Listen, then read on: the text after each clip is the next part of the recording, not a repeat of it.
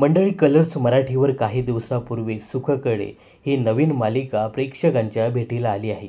या मालिकेत प्रथमच स्पृहा जोशी आणि सागर देशमुख ही फ्रेश जोडी पाहायला मिळाली. मालिकेत स्पृहाने मिताली तर सागर देशमुखने माधव हे पात्र साकारलं आहे. या दोन्ही पात्रांना प्रेक्षकांनी भरभरून प्रेम दिलं.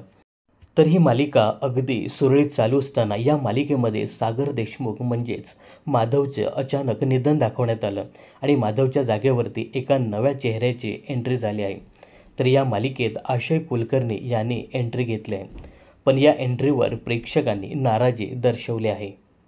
तर प्रेक्षकांनी सोशल मीडियावर आपल्या प्रतिक्रिया देत माधवला परत आणा, दुसरा कोणीही नको असं सांगितलं आहे. तर एका नेटकऱ्याने लिहिलंय, हिरोची अशी अचानक एक्झिट दाखवणं चुकीचं आहे. हवं तर वाईट स्वॅप दाखवा आणि माधवला परत आणा. त्याशिवाय सुख कसं कळणार मितालीला. तर एका नेटकऱ्याने लिहिलंय, बरोबर नाही, माधवला परत आणा. तर एका नेटकऱ्याने लिहिलंय, ही मालिका बघणंच आम्ही आता सोडलं आहे, कारण चांगल्या मालिकेची आणि कथेची तुम्ही वाट लावली. तर एकाने लिहिलंय, अगदी सुरुवातीच्या प्रोमोमध्ये तुम्ही माधव आणि मितालीचं प्रेम दाखवलं आणि लगेचच माधवची एक्झिट दाखवली, हे बरोबर नाही.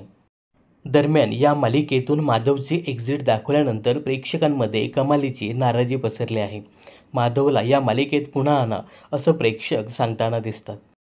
तर प्रेक्षक म्हणून सुखकळे या मालिकेच्या वेगळ्या ट्विस्टबद्दल तुम्हाला काय सांगायचं हे कमेंट्स बॉक्समध्ये नक्की सांगा. मनोरंजन क्षेत्रातील अशाच फिल्मी अपडेट्स जाणून घेण्यासाठी चॅनलला सबस्क्राईब आणि फॉलो करायला विसरू नका.